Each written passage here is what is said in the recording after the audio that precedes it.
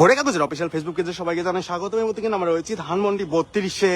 আগামীকাল শেখ মুজিবুর রহমানের যে মৃত্যুবার্ষিকী, সেই মৃত্যুবার্ষিকী ঘিরে যাতে কেউ এই ধানমন্ডি 32-এর শ্রদ্ধা নিবেদন করতে না পারেন, সেই জন্যই মূলত পুলিশ প্রশাসনের পক্ষ থেকে সব ধরনের প্রস্তুতি সম্পন্ন করে রাখা হয়েছে।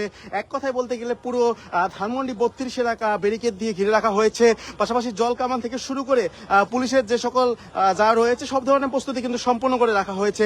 এদিকে আমরা দেখতে পাচ্ছিলাম বিএনপির যারা নেতাকর্মীরা রয়েছেন তারা কিন্তু অবস্থান কর্মসূচি পালন করছেন এই ধানমন্ডি 32-এর ভিতরে, অর্থাৎ ধানমন্ডি এরিয়ার যারা নেতাকর্মীরা রয়েছেন তারা কিন্তু এইখানে অবস্থান করছেন।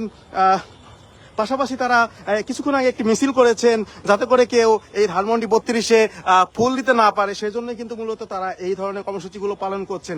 এক কথায় বলতে গেলে ধানমন্ডি 32 এখন পুলিশ এবং বিএনপি নেতাকর্মীদের নিয়ন্ত্রণে রয়েছে যাতে করে আওয়ামী লীগের কোনো নেতাকর্মী এখানে আসতে না পারে, সেই জন্যই কিন্তু মূলত এই ধরনের কর্মকাণ্ডগুলো করা হচ্ছে। এবং বিএনপি নেতাকর্মীরা বলছেন যে তারা যতক্ষণ পর্যন্ত অবস্থান করবে যতক্ষণ আওয়ামী লীগের কেউ শ্রদ্ধা নিবেদন করতে আসবেন।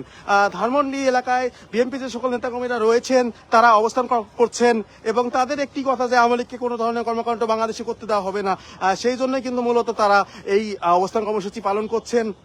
আমরা দেখতে পাচ্ছিলাম যে অসংখ্য নেতাকর্মীরা কিন্তু এই ধরনের এখানে আসছেন এবং কথা বলছেন।